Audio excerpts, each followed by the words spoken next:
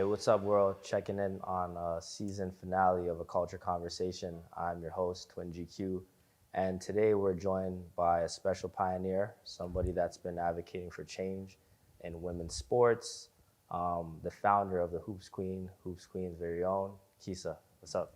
Hey, what's up? Yes. Thank you for joining us here on our platform. It's only right that we bring a woman in to finish it off on a good note. We had our first guest of this season, which was a woman. So today we're going to tap in about talking about gender disparity in women's sports and how we advocate for women empowerment in the sports industry and a little bit about your story. So first and foremost, how you been? What's up? I'm good. Just a little busy, but busy's always good. Yep. But yeah, I'm planning the tournament. We're in the middle of our runs, obviously. Yeah. Preparing for some small ball stuff. But yeah, no, I'm good. Work is work. Yeah. Yeah. Yeah, so for our audience, those that don't know who you are, a little bit about what you do, here's your chance to kind of like let them know what you do. Okay. Yeah, my name is Keesa K. I have a network called Hoop Queens. We give opportunities for female basketball players that play at all levels. They range from high school players, university players, pro players. We're just trying to basically, have scholarships, job opportunities, chances to train, chances to run, chances to play, and yeah. Yeah, I know that's very important, especially in the city of Toronto, where opportunities might be limited for a lot of females in sport. I can even recall for myself sometimes, not really having access to gyms all the time. So, the fact that you're kind of implementing something like this is, changing the culture of women's sports. So, before we tap into how the creation of that came out, we're going to get back into your story. So, talk about your influences to sport, primarily basketball, on how were you able to, grow up in a male-dominant sport? Right. So I played on Yace, infamous Shout Yace. out to Yace one time. Yeah, I played on Yace. I was coached by Kip and Corey, and and then I got a scholarship to go out east. Nice. And then I decided to go to New Brunswick to another school. Then I took a year off, and then I just decided to finish up school and focus on school, job, family, and stuff like that. And I finished at Nipissing University. Okay. And then I kind of came home and I was like, I want to do something with basketball, So honestly, that whole year of after I graduated, I was like, man, I don't really know who I am without basketball. We all go through it. So and no one ever talks about it. So I feel like it was such an important thing for someone to start. And I was talking about it with my friends that I grew up with, I played on Yace with, and they're going through the same exact thing. And I was like, why did you guys tell me? What the hell? We're going through the same thing. We're friends, talk about it. Yeah. So I was like, you know what? And then I talked to some guys about it, and I was like, they're like, yeah, we all go through it. And I'm like, so why hasn't it been talked about, So I promised myself if I did anything with coaching or if I did anything with a program, I would always implement, you're someone without basketball too, making sure that people know, you're a queen, you're a basketball player, but that's not, you have other qualities, you have, other transferable skills. Yep. So yeah, that's, I guess, a little bit of my story. So do you have any early stories about kind of earning respect on the basketball court? Just going to the playgrounds, I guess, and playing against guys that kind of didn't really give you your due or your credit until you had to, lots of those. Yeah. I used to go, so my coach used to take me to the YMCA in the nighttime, in the morning time, and there used to be runs and stuff like that. And the guys, they would obviously, the regular guys obviously, they would be like, oh, who's this girl? Who's this little girl, And I had to obviously prove myself. I had to, work their way up, the respect to pass me the ball, to, at least set some screens for me, different things like that. So, I had actually one time where honestly, I'll never forget it. Tramar and Dane took me to the YMCA. And they're like, just hoop with us, whatever. And I'm like, are you sure? It's really there's a lot of older guys here. I don't want to get hurt, in the middle of my season. Yeah. And they really encouraged me and stuff like that. And I'm like, honestly, there should be more girls out here because we could hoop better than these old guys. Absolutely. So Yep. I was like, yeah. So yeah, Dane was like, encouraging me and then honestly, I gained that respect from all the men in the gym because I hit shots, I hit game winners, I was setting hard screens. Like Yeah. they didn't expect me to be setting hard screens Yeah. and and dropping them and shit like that. So I mean stuff like that. So that's like my main, I guess, story that I kind of was like, you know what, it's really encouraging for a guy to like come on and be like, you can hoop too. Yeah. So yeah, and there was never, I obviously like there was runs and stuff like growing up, but it was usually like when I graduated from university, the AU team or the OBA team that I came from, which is Yace, Kip had some high school girls and they were really good. Yeah. And then he was the sister keepers girls, right? yeah. So yeah, Okay. you play like Yeah. sister keepers, yeah. Okay. Become one. So he usually held runs in the summer times when I came back for university, and it was always us the alumni against the younger girls, and it was such a good vibe. I was like, oh man, we should do this like every week, Yeah. stay in shape, stuff like that. And then unless the younger girls could at least see how the game is played by the older girls, so that's kind of how like it all formed. Honestly, like it just everything, domino effect of everything that happened in my life is like, wow, everything's falling into place now, and all my experiences and all the things that I've been through, like with basketball wise, like now I'm putting into place. So yeah, and it's crazy because even when I was growing up, I used to go to different community centers, and there's always like 2 to 3 girls that would like that really hoop, like really could hoop, Yeah. And I never used to really look at it as like, oh, she's a girl, because like I just respect basketball players and people that can play the sport really well.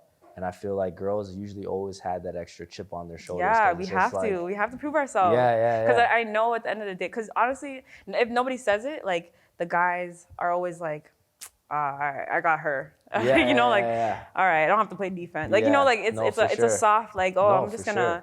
And honestly, then I'm like, okay, cool. Like I don't say anything. I just let my my game talk. Yeah, and I feel like to take it further too, I think girls play better when they play against guys. Yeah, because we always have to prove ourselves. Yeah, I always noticed that, like watching girls play against guys, they play like with more like fire. Yeah, because we don't want to be, we don't want to be a simp. Like, we don't want to be like, oh yeah, she can't play. Oh man, like I gotta sub her in. Like she can't hit her shots. So yeah.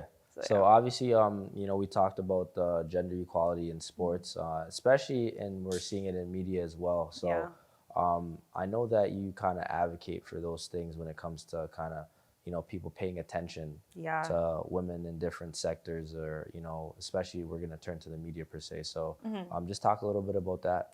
I think there's just a lot of there's a lot of disparity in like the exposure. Like, there's where's the NBA, like where's the WNBA games being, like a lot of girls don't know where that's being broadcasted, things like that, like just reposting things. Like I feel like exposure, that's a missing piece of women's basketball. Like if we have more exposure, if we have more streaming, if we have those vessels for the younger girls, then they'll know. It would be just like I'd turn on TSN and watch a WNBA game or whatever it is, like I always had the idea of like having like a watch party for like any girls games or any like girls, not even just basketball, baseball, tennis, like everything, so that girls can come to like a restaurant or a place to be like, oh yeah, if I come to this place, I know that there's women's sports being played on the TV, because it's not played in bars and and stuff like that. So I just feel like the exposure part of it is like the biggest part, and I honestly don't know. I don't know why. I don't know if there's an underlying reason, but now I think people are starting to feel the shift because of social media. Because if we post like the NCAA thing that happened, if we didn't have that 10 years ago, like people we've been going through that. The whole men get a whole big package of shoes and headband and all this other stuff, and then girls get like a little sock and even the whole thing with the wealth gap. With, the gender pay, like the pay equity. It is crazy. Like we go through so much as women. We have kids, we have our family, we have things to take care of as a woman of the household, and even coming up and playing pro. Like I know a lot of my pro friends and my pro players that play in HoopQueens and stuff like that. They always talk about that they get paid pretty well, but compared to men, like it's crazy, and even with so we created a line, Canadian Legends by HoopQueens, and so 50% of those proceeds actually go to the girl that's on the shirt. So CJ was my first person that I chose. and 50% of the proceeds will go to her, just to help her out, when she's overseas, for money, for food, or anything that she needs, to send from her family to there. Because I feel like a lot of men have like a lot of opportunities for money to come in, and there's a lot of like networks. There's a lot of companies that want to like, oh, I play pro, like guys like let's say, oh, I play pro, and they could get this deal, they could get this sponsorship. But girls, it's not the same, So definitely, there's a lot more systemic barriers when we're looking at that. One thing that I've seen usually a lot of WNBA players after their seasons usually go overseas because they gotta make up the change, like the money, it's bad, man. Yeah. And, like I said, with all these TV deals and right. Like guys like Kyrie Irving and Kevin Durant really advocating and pushing it forward, we're beginning to see a shift, right? So now with the Olympics coming up, Team Canada, obviously. Always. The women's are, there. What are your thoughts on, how they're gonna do? I think they're gonna take it home. Yeah. I honestly think they're gonna take it home. Yeah. But it's actually the gold medal game, or that Canada versus America game, is gonna actually be the Sunday of our tournament. So I'm planning to have some type of like watch party for like the parents, the girls, just for us to see, because we've never had that. We've never had, like, growing up, I'd never seen anything about like Team Canada girls or like anything play. I always heard of it, obviously, but I never seen them actually play.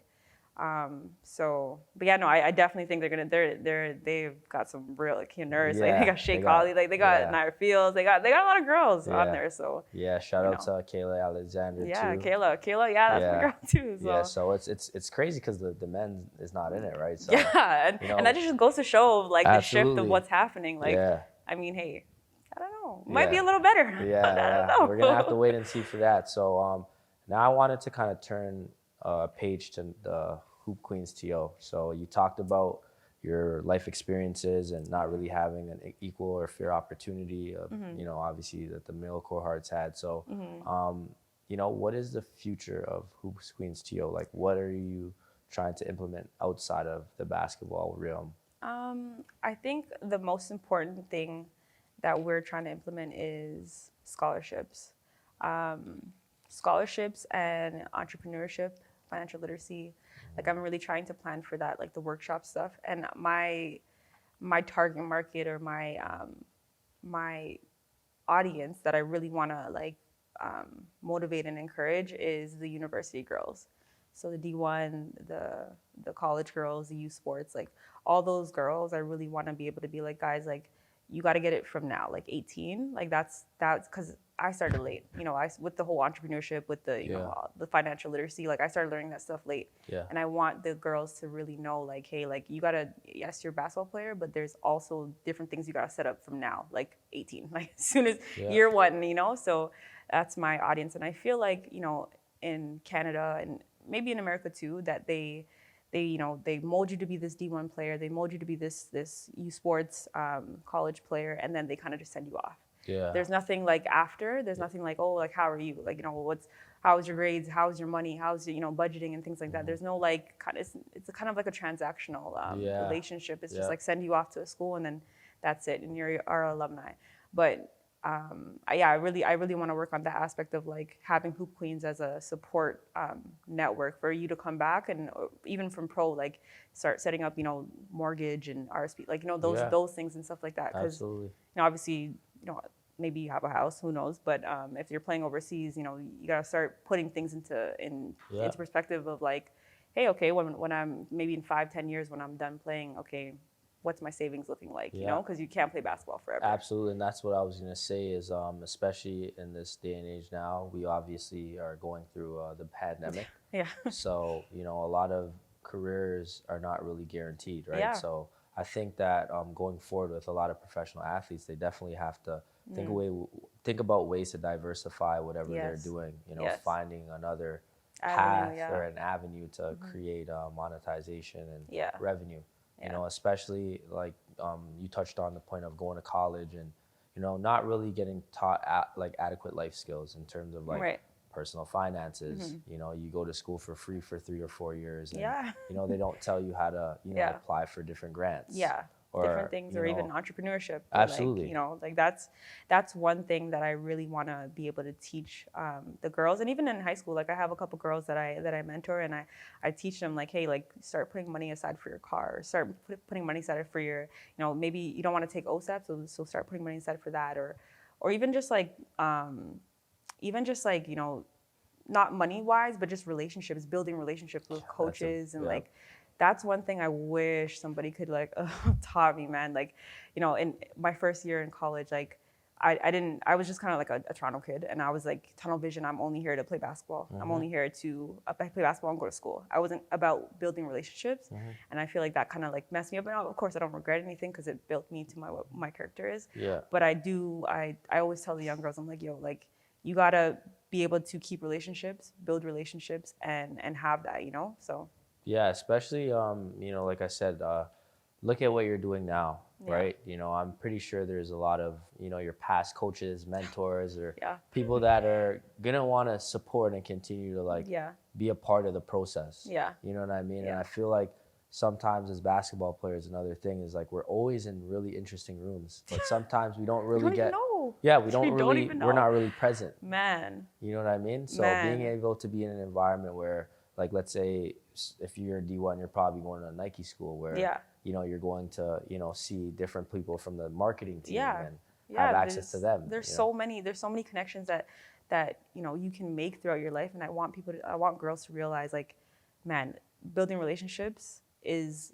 the key to your success. And I feel like that's how honestly Hoop Queens has been about. Like I wouldn't Hoop Queens wouldn't be where it is, or if I didn't have those relationships, if I didn't have girls to call up and be like, hey, come to a run. Yeah. Because that's how literally it started. It went from, you know, the girls that I played with to their friends to coaches that I knew. And I was like, hey, do you have a girl that's 6'2", or do you have a guard that can come up and like, Yeah. you know, come in our runs? And that's literally how it started. And then it was just kind of word of mouth. But those relationships is based on what I've built from New Brunswick, from PEI, from up in North Bay. Like there's so many relationships that I built that has helped me elevate the, like, even my brand, or like my entrepreneurship skills, you know. So yeah, even like Antwi, like I met Antwi in PEI like long time ago. Wow. And it was so weird. Like, you know, I don't know how we kind of kept in touch, but we kind of kept in touch. And yeah, now he's like my big bro. And he's like my mentor of like Absolutely. of everything Mine that as I do, well. you know? Yeah. Yeah. So everything that I do. So like those relationships are like, you know, just so important, and it means so much to me. So I really want to teach the girls, and even older girls that are playing, you know, in the runs and stuff like that, that, you know, having those relationships are the most important, because you never know who someone knows, Yeah. you know? Yeah. So And sometimes in life, it's not about who you know, but it's about who knows you. yeah, And how for well real. they can vouch for you. For Because real. if you know a guy like, let's say Anthony, for an example, Yeah. and he vouches for you, Yeah. you might be able to get in a couple of doors that other people can't get into. Right. So sometimes it's about, like you said, investing into those relationships and tapping into your network to Yeah. kind of go forward. So what were some challenges that you faced earlier on when you actually started HoopQueensTO? Like, what was some challenges or some Okay. trials that you kind of I'm gonna get into my first challenge. I think the biggest challenge for women overall is just getting gym space, and enough gym space for us, because that was the thing. Like we had, I think, an hour time slot. You know, shout out to you know Mike. He had training before, and then he had a run after. So he had a bit of a time where it was like, I think it was like an hour and 20 minutes or something like that. And he was like, hey, you can have the gym time basically. And I was like, oh, okay, cool. But once runs started to build up, it was like girls were like, an hour? Like, come on, like that's not enough time. Like there's, you know, we want to run too. Yeah. And the next run after that was guys. So the guys had like 2.5 hours or whatever it was, you know? So that was our biggest challenge of like just getting gym space, like getting gym time. And then now I think, you know, playground, like they've really been working with us and helping us, you know, have a solid 2 hours. Yeah. And I feel like, you know, we've gained that respect, but like, you know, we shouldn't have to gain that respect, but yeah, so having that 2 hours of like, yeah, we have a set gym time anywhere we go. Okay. Like literally that was our first hurdle. And now our second hurdle kind of is just like, you know, getting funding and getting, you know, brands to actually believe in, like, you know, this is what girls need. Like this is really the shift that's coming. And like, come like support us kind of thing, Yeah. So yeah, those are the like the two things that I would say that we kind of had like we had kind of have a bit of a struggle with. Gym spaces now, I think they starting to realize like you know, girl, like if you have a men's run, you need a women's run, or Yeah. if you have a men's program, you definitely need a women's program. So, like and a kids program too. Like I feel like there's a lot of boys programs and stuff like that, but the girls program is it's not really there, right? Because the drop off age is about like I think 12 to 14. Yeah. So that's a real like I think that's a grade 7, grade 8. Yeah. So that's a pivotal age, right? So Absolutely. So yeah, having programs like that, grade 8, grade 7, grade 9, those things are like really important. And I think, yeah, that's a really honestly all the hurdles that we kind of been through, gym space, gym time, and just funding and stuff like that. Yeah. How were you able to kind of still kind of power through COVID? I think a lot of people in the basketball space kind of got affected immensely. So talk about that. Like, how were you able to kind of power through and continue to, get your traction on your social media and stuff like that? I think honestly the biggest thing was the media. Like shout out to all my media guys that came out and girls that came out and blasted it, because without that media, we would not be anywhere. No one would know about us kind of thing. It would just kind of be word of mouth, just like how it was back in the day. So now with social media, like it's just so much more of a reach. So with the runs and stuff like that, the media guys have really helped us, and reposting and stuff like that have really helped us. And then the merch, honestly, like because we took a little bit of a break. Honestly, obviously COVID, got a lot more serious, and we were like, I didn't feel comfortable, so I was like, let's just take a break for now, and then start back up when it's a little bit more safer. So we kind of pivoted with the merch and doing the Black History Month with the Queens and stuff like that. Nice.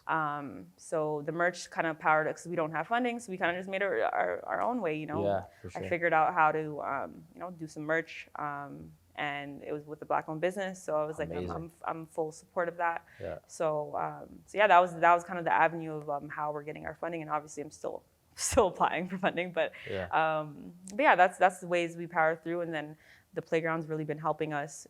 Whenever we do ask, they give us a solid 2 hours, and whatever gym day we need, they give us as long as obviously heads up. But there's a lot of gyms now that are realizing that, hey man, you need 2 hours for the girls. You don't need just a 30 minutes or an hour. You need you need a full gym time for them. So yeah, that's honestly how we've been kind of powering through. And we have obviously things in the works like the tournament. Absolutely. So yeah, So doing tournaments and runs and a lot of these other initiatives that's under the Hoop Queens. How important is it to inspire the next generation of female athletes to become leaders, just like yourself? It's so important, honestly, because I see it already. Like one of the girls that I mentor and coach, she actually started her own run, and I was like, oh, that's so amazing. That's what I want for you guys. I want you guys to, and she didn't really want to tell me, but I was like, hey, that's so good that you got your girls together and you started a run, because that's what I want. I can't be the only run. There's how many athletes that we have in Canada, so just things like that. I really it really hits home for me, and I really feel so good that I encourage or motivated other girls to start other runs, So it's really important to me that women and even men realize that women need their space, and we need time and space to create our own thing, whether it's a run, whether it's a business, whether it's anything. Women do need that push of support and encouragement from everybody, whether you're young, you're old, you're a guy, so yeah. And then obviously going forward now, when you look to identify partnerships or sponsorships, how do you go about that, and knowing which partnerships are kind of genuine and which partnerships are just kind of along for the ride? Yeah. If you have a story, you can share it too. No, sorry. Yeah. No, but I think the main thing with me is anybody who is a good human being. That's number one, and has the right goal. Like we have the similar goals of pushing the agenda forward and changing the narrative and creating that shift of like, okay, you know, that women empowerment type stuff. So Absolutely. I really only align myself with people who are in the same lane or in the same vision of what we're trying to do. So we have a couple partners like Red Dot and stuff like that. Like they support us with menstrual kits.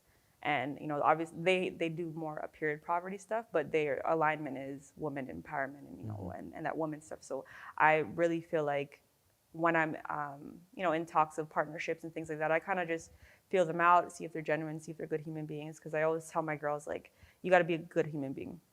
Like, bottom line, you got to be a good human being before you do anything or before you ask anybody for anything. So, so yeah, when it comes to like partnerships or sponsorships or any like types of, you know, me bringing you in or me bringing you in to talk to the girls or anything like that, like it has to be a genuine, it has to be true, it has to be, you know, no other agenda, no hidden agenda. Absolutely. And I'm a person that kind of feels for that. I have that vibe of like, I can tell who's you know, having that hidden agenda, you know, so. Yeah, I honestly like I'm a trustworthy person, and I really I trust people off the bat, and then it's kind of like, yeah, it's up to you. You know, yeah, and I give everybody a chance. I'm very understanding, and a lot of people do want to partner and stuff like that, but you know, their goal is not alignment with what Hoop Queen's goal is. So it's like I don't want to taint the brand by just, you know, partnering with everybody. Yeah. But I do want to help people. Like I do want to help, you know, certain people that have, you know, some certain women that have companies and entrepreneurs and stuff like that, entrepreneurships. Yeah, no, I really, I'm down to kind of like partner with anybody who has an alignment with whatever your visions and whatever are. You know, with what Hoop Queens is for and what we're about and what we stand for, and just being a genuine person, like just being a good human being and wanting to do more for the younger generation, because that's the thing, you know, us old people, us old girls, you know, we're cool, we've made it out, you know, we've made it out of the slums, we know we figured it out, but there's a lot of resources and opportunities that we can create for the younger generation. Like I was talking to you before, like, you know, for people who have been doing this for years, we got to start now doing tangible things for the younger generation.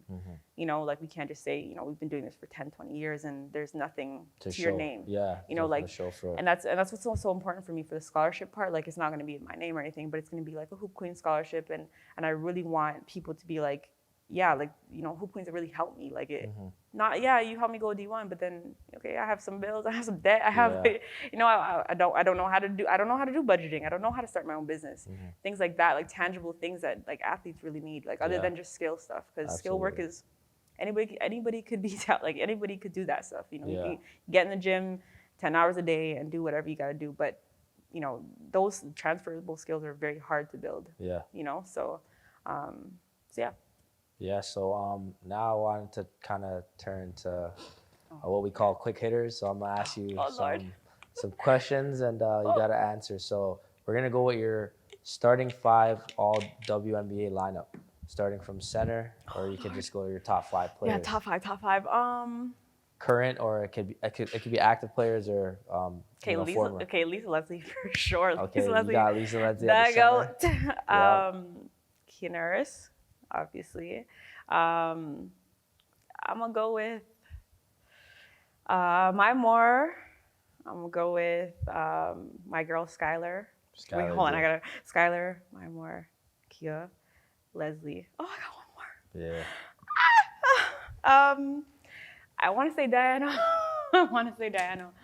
But Candace Parker. Oh, that's solid. Candace Parker. So you got Lisa Leslie at the center. Yeah. You got Candace Parker at the 4. At the 3, you got Maya Moore. Yeah. At the 2, you got Skylar Diggins. Who's got the 1? Honestly, I really like Carrington. Okay. Oh man, I don't know. She's not really a 1 per se, but man, I like her on and off the court. Like she's dope. You know, she works hard. So yeah, Dijonay, I like her. Okay, that's a solid lineup. And then your top 5 female athletes. Female athletes? It could be of all time. It could be currently. Okay, so Serena, obviously, Black Queen, girl. Yep. Naomi. Skylar. Okay, honestly, they're all basketball players now. So, Skylar, Candice. How many do I have? So you have That's a lot. you have Skylar, you have Candace Parker, you have Serena Williams, you have Naomi Naomi. Osaka. So you got one more.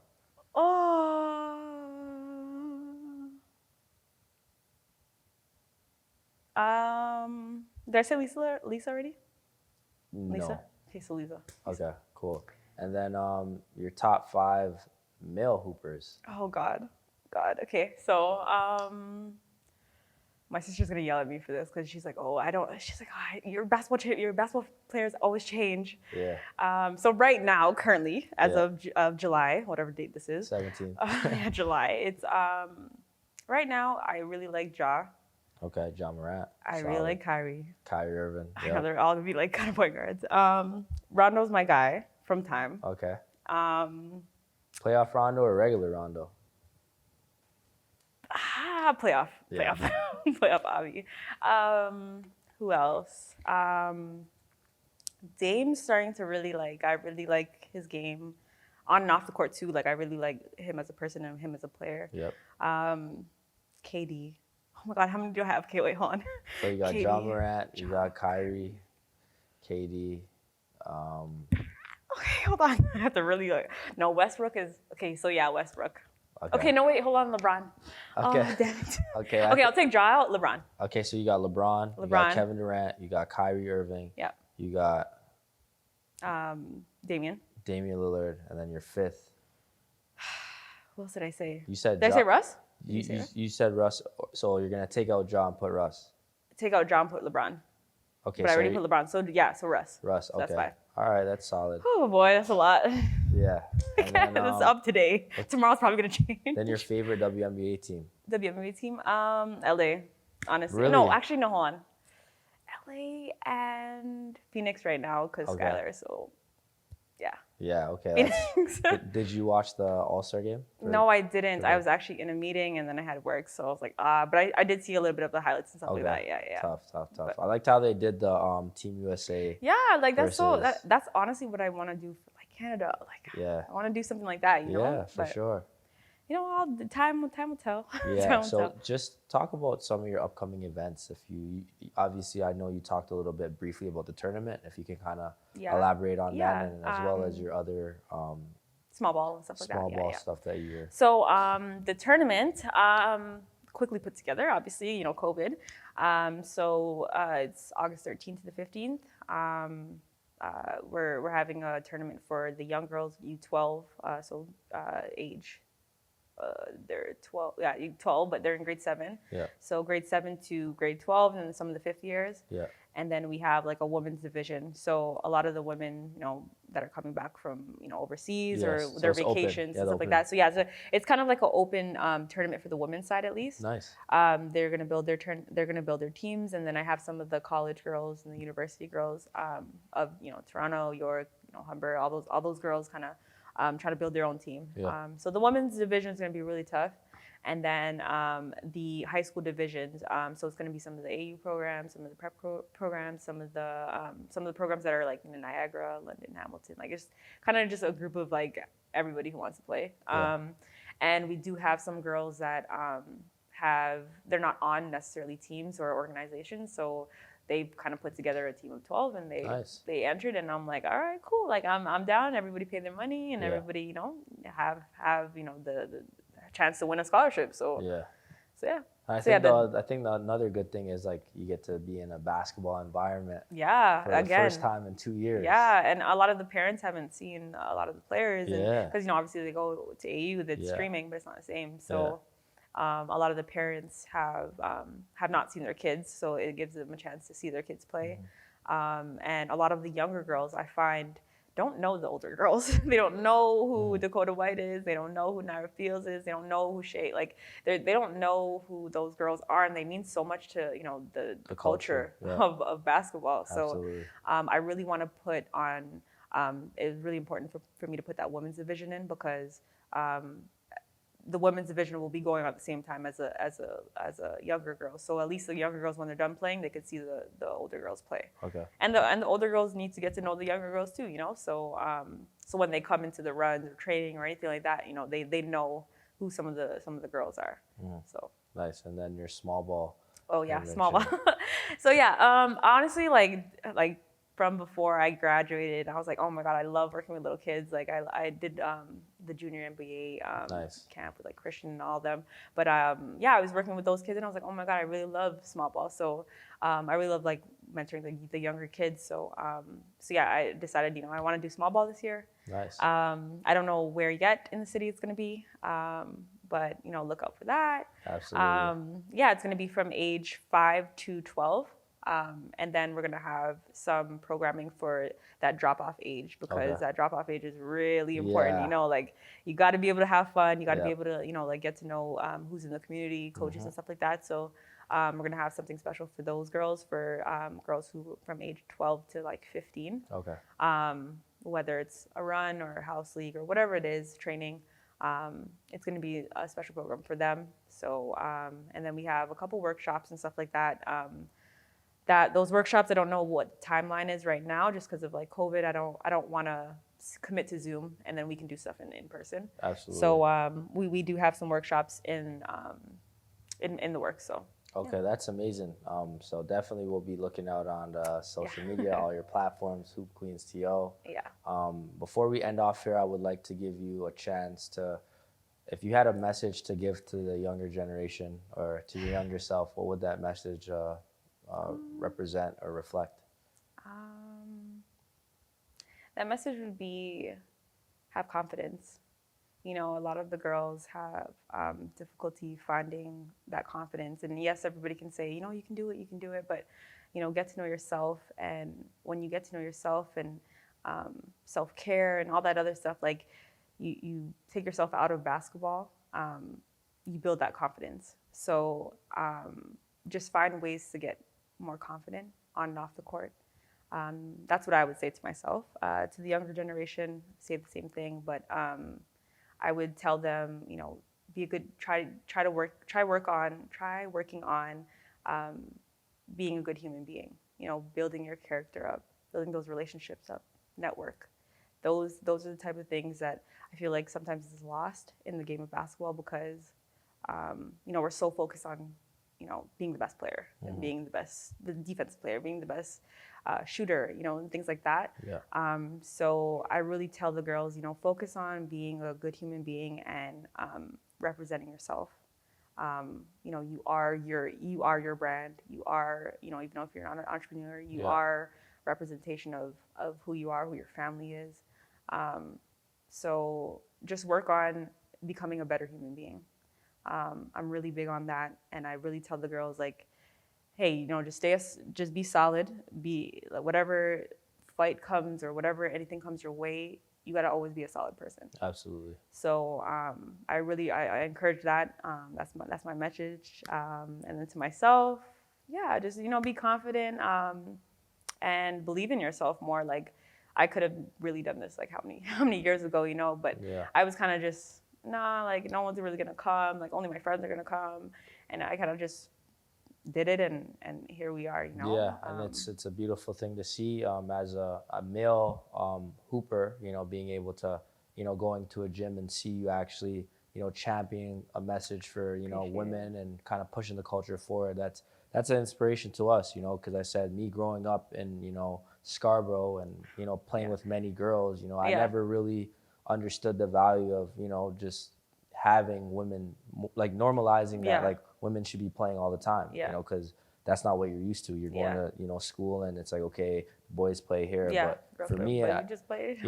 Everybody got to play together. So, you know, with you and inserting that and intersecting, you know, women in sports and empowering them with the information and the tools is powerful. So I just want to say kudos to you and I what you're appreciate it, man. I honestly doing. Like with the guys that are in the community, I like every message means the most. But when the younger girls message me and say thank you so much for creating a space for us, and then even when the guys like, yo, like you take the court, like they're like, nah, like you can go on another for 30 minutes, like when those messages and stuff like that, it means so much to me because a lot of the guys sometimes they don't rate us. You know, they don't rate us until until they see us play. You know, but rate us beforehand. You know, before we step in the gym, because hey, we might break your ankles too. Yeah, and it's I just feel like it's just it's a courageous act. Like not everybody can pull off what you're doing. So I just want you to take some time to give yourself some flowers because you deserve it. Thank you. And with that being said, we are checking out on A Culture Conversation, our season finale with the Hoop Queen herself.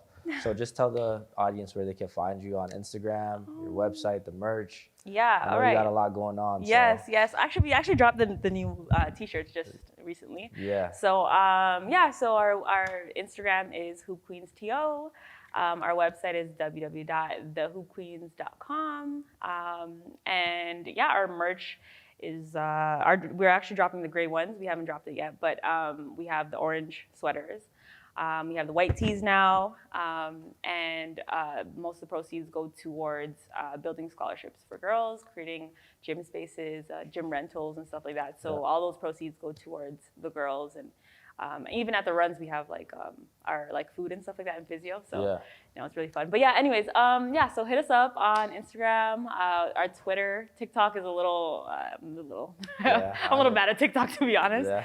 But if anyone wants to volunteer and take over our TikTok, holla at me. It's all HoopQueensTO, right across the board. And our website's thehoopqueens.com.